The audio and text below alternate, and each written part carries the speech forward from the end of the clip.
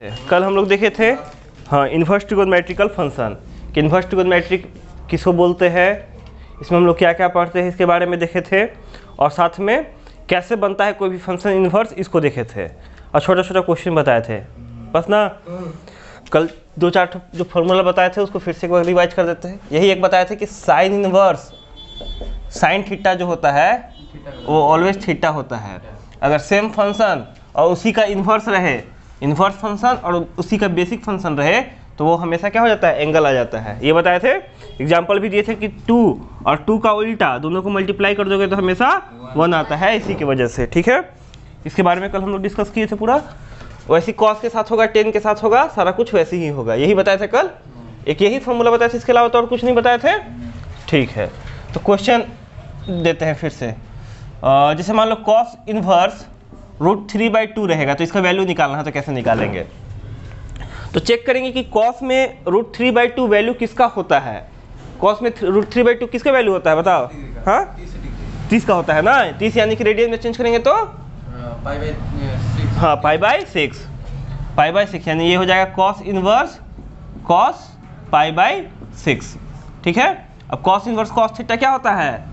Theta होता है, ये हो गया π/6, यही हो गया हम लोग का आंसर। ठीक है, और एक दो क्वेश्चन ले लेते हैं इस पे। जैसे ले लेंगे टेन इनवर्स 1/√3, इसका वैल्यू मान लो निकालना है तो कैसे निकालेंगे? ये 1/√3 बता दिए थे कल का, 1 ले लेते हैं। अच्छा √3 बताए थे, चलो 1 ले लेते हैं। तो इसका बताओ, अब 10 में चेक करोगे कि 1 किसका वैल्यू होता है? किसका?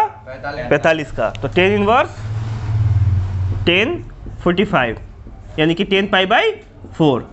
ठीक है, तो 10 इनवर्स 10 थीटा क्या होगा? थीटा यानी कि π/4। तुम लोग क्वेश्चन कुछ लिख रहे हैं उसको बना के दिखाओ। इसको उतारो, इधर हम क्वेश्चन लिख रहे हैं, उतारो तब तक फटफट। बना लिया, ज़्यादा नहीं देंगे, 2-4 ठो देंगे। हाँ उधर भी पढ़ाए थे, 2-4 ठो दे दे रहे हैं। कॉपियाँ वाला मंगा रहे हैं, आप लोग ध्यान नहीं पड़ा, हम छोड़ दिए कॉपियाँ मतलब सब रिवाइज हो जाएगा। एक बार ढेर दिन छूट गया है ना तो कोई बात नहीं, 1-2 दिन एक्स्ट्रा चलेगा उसका। आज उतना पकड़ लेंगे उस दिन, इतना कोई दिक्कत नहीं। रिवाइज करना भी तो जरूरी है।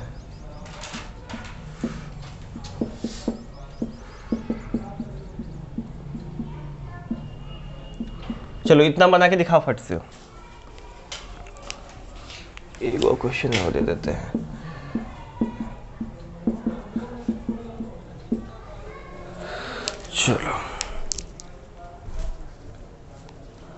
चलो तुम लोग इधर बना ही लिया होगा, बाकी एक क्वेश्चन में डाउट होगा, उसकी कॉन्सेप्ट हम बताएंगे। बाकी ये सब सारा क्वेश्चन तो बन ही गया है सबसे।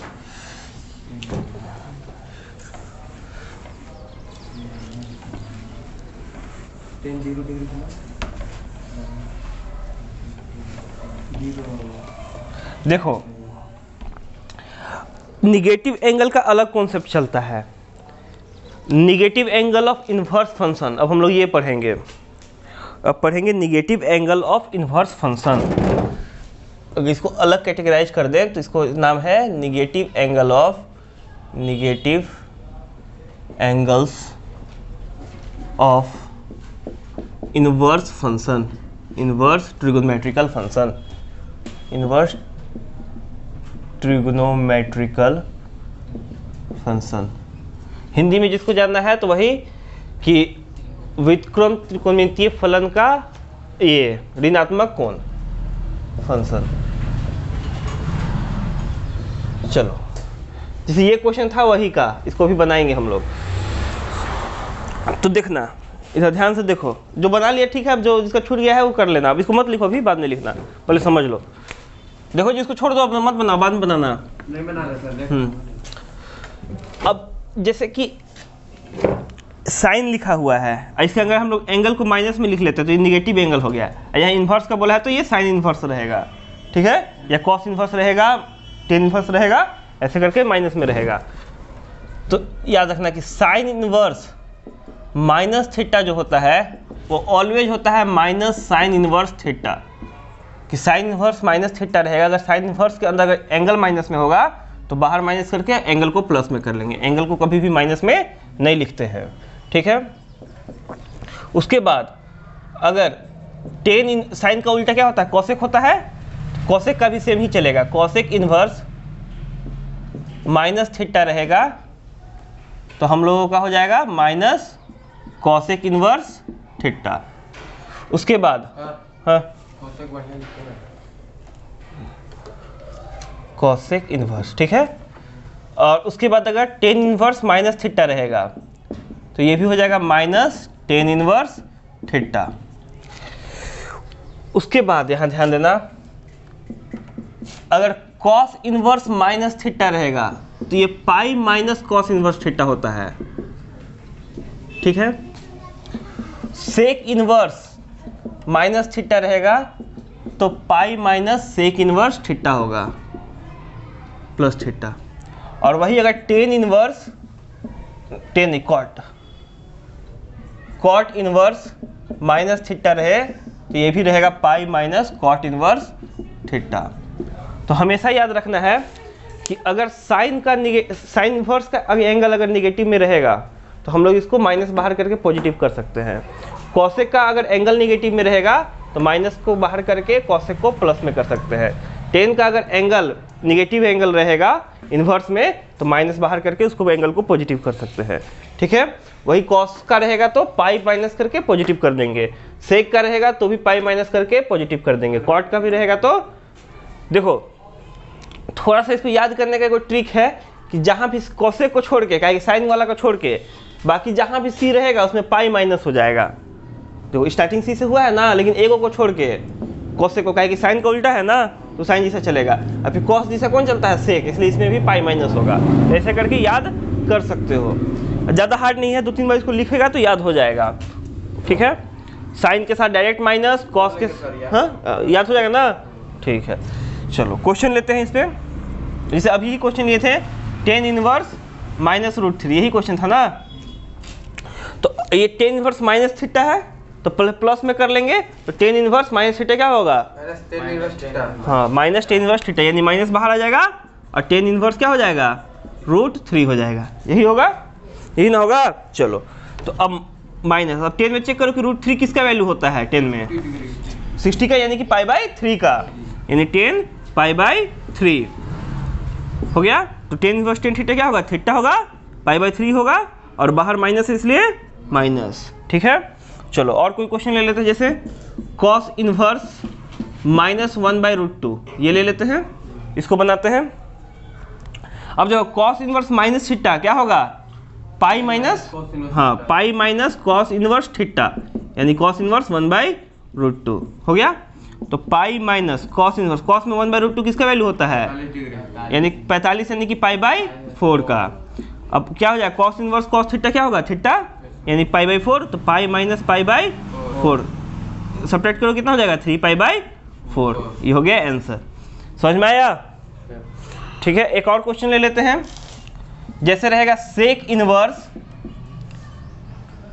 -2, इसका वैल्यू निकालने के लिए रहेगा, कैसे निकालेंगे, तो अब चेक करो कि सेक किस क्या होगा, पाई माइनस होगा, सेक इनवर्स माइनस थीटा क्या होता है, pi minus sec inverse theta.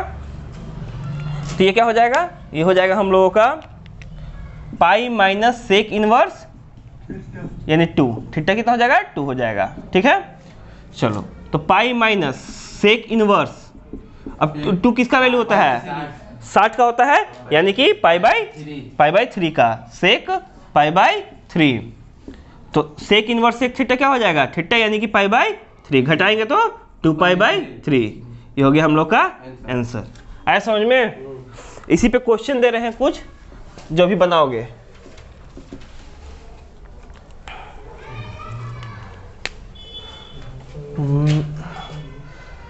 Ten inverse -1, cot inverse -√3, sec inverse 2/√3 minus में। 3 क्वेश्चन है, बनाओ। 3 मिनट का।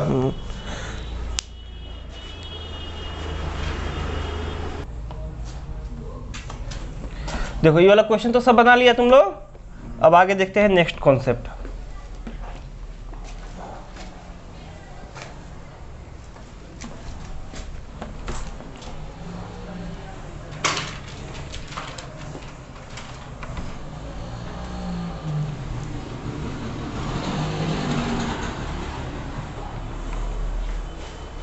जैसे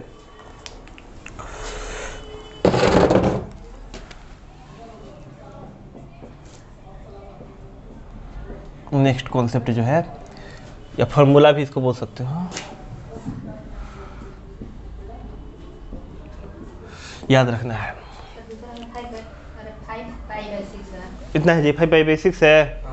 और तीसरा का नहीं बनाया हो, अच्छा बना लेना उसको। सर तीसरे के ना 5/6 है और दूसरा के दोनों का है ना, दूसरा के 2/3 है। डलवा देता है। देखो ना यार, गलती तुम किया है। √3 जो होता है π/3 का वैल्यू होता है।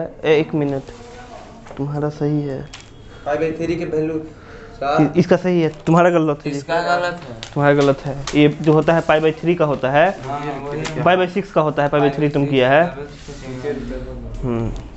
कोट में √3 चलो देखो, हाँ कैसे आप कह रहे हैं? अरे देखो यहाँ कॉट में जो होता है √3 जो होता है वो 60 का मान होता है। ये 30 का मतलब 30 का मान होता है। और 30 का मतलब कितना हो गया? π/6। 60 के मान बैठा दिए तब है। हाँ, तुम 10 समझ लिया। देखो पहला फॉर्मूला याद रखना कि sign inverse theta plus cos inverse theta हमेशा π/2 होगा। जब भी साइन इनवर्स थीटा लो या कॉस इनवर्स थीटा लो तो ये हमेशा क्या होगा कि π/2 होगा। उसके बाद टेन इनवर्स थीटा लो या ये कॉट इनवर्स थीटा लो, ये भी हमेशा π/2 होगा। और या तो कॉसेक इनवर्स थीटा लो या सेक इनवर्स थीटा लो, ये भी हमेशा π/2 होगा। ये सब प्रूफ भी करेंगे, सब प्रूफ भी करने के लिए आ सकता है। Sine inverse theta plus cos inverse theta क्या होगा? π/2 होगा। Tan inverse theta plus cot inverse theta क्या होगा? π/2 होगा। वैसे ही cosec inverse theta plus sec inverse theta क्या होगा? π/2 होगा। जैसे इस पे एग्जांपल हम दे लेते हैं एक दो ठो। क्वेश्चन कैसे आएगा? एक नंबर में आएगा इस पे से क्वेश्चन, ठीक है? तो कैसे क्वेश्चन आएगा देखो, जैसे दे देगा sine inverse 2/3 plus cos inverse 2/3, इसका बोलेगा वैल्यू फाइंड करो। अब इसका वैल्यू कैसे फाइंड करोगे? इसका वैल्यू अगर तुम फाइंड करने जाओगे तो हालत खराब हो जाएगा, लेकिन कोई दिक्कत नहीं है। जब हम लोग को ये फॉर्मूला याद रहेगा तो रट से इसका वैल्यू पता चल जाएगा। जैसे क्या है ये? Sign inverse theta plus cos inverse theta के फॉर्म में है, यानी इसका वैल्यू कितना हो जाएगा? π/2, यानी आंसर। समझ में आया? आया समझ में? तो डायरेक्ट हम लोग क्या लिख सकते हैं? π/2 लिख सकते हैं। और दे देगा, जैसे दे देगा tan inverse -2/√3 plus cot inverse -2/√3, इस टाइप से दे सकता है। तो -1 ले लेते हैं, 2 नहीं होता है, 1 ले लेते हैं। अब बोलेगा इसका वैल्यु फाइंड करो, तो कुछ लोग क्या करेगा कि इसका जैसे हम बताए थे वैसे फाइंड करेगा। वैसे भी फाइंड करोगे तो यही आंसर आएगा, और डायरेक्ट भी लिखोगे तो यही आंसर आएगा। तो डायरेक्ट लिख सकते हो π/2। वैसे ही अब हम तुम लोग से पूछेंगे, बताओ cosec inverse 9 plus sec inverse 9, ये कितना होगा? कॉसेक 9 प्लस सेक इनवर्स 9 कितना होगा? π/2 होगा, क्योंकि दोनों थीटा है सेम सेम, π/2। उसके बाद बताना tan inverse 5 plus cot inverse 6 कितना होगा? हाँ? नहीं होगा ना, थीटा चेंज कर दिए ना, तब ये नहीं निकलेगा ऐसे। थीटा अगर सेम रहेगा तभी π/2 होगा, ये भी ध्यान देना है। और नहीं रहा तो फिर सॉल्व करेंगे जैसे पहले बताया। अगर नहीं रहा तो बताते हैं, जगह है इधर कहीं, यही क्वेश्चन को मिटा देते हैं। देखो जैसे नहीं रहा तो ऐसे दे देगा क्वेश्चन, वैल्यू सॉल्व होने वाला देगा। जैसे दे देगा साइन इनवर्स 2/√3, √3/2, 2/√3 थोड़ी होता है, √3/2 प्लस कॉस इनवर्स 1/√2, ये दे दिया। अब इसका वैल्यू कैसे फाइंड करेंगे, दोनों का तो एंगल अलग अलग है, डिफरेंट एंगल है दोनों में, तो हम लोग कैसे सॉल्व करेंगे, तब हम लोग इसको जैसे अभी बता रहे थे वैसे ही बनाएंगे। Sign inverse theta, sign inverse theta कितना है √3/2, और साइन में √3/2 किसका वैल्यू होता है, साइन 60 का, यानी कि साइन π/3 का, इसी का होता है प्लस कॉस इनवर्स 1/√2 किसका वैल्यू होता है, कॉस π/4 का। तो साइन इनवर्स साइन थीटा क्या होता है, थीटा यानी कि π/3 प्लस π/4, सॉल्व करो, 12 एलसीएम हो गया, 4π प्लस 3π यानी कि 7π/12, यही हो गया हम लोग का आंसर। इस टाइप का क्वेश्चन बहुत सारा बताए होंगे, जब पहले बता रहे थे ना इसको तो बहुत सारा बताए भी होंगे, और भी बताएंगे इस टाइप का भी क्वेश्चन। भाई एक और थोड़ा सा कॉन्सेप्ट बता दिए, इसका फोटो खींच लो और बाकी होमवर्क ग्रुप में भेज देंगे, मैं फोटो खींच लो, करें लिख लो, बाकी होमवर्क ग्रुप में भेज देंगे।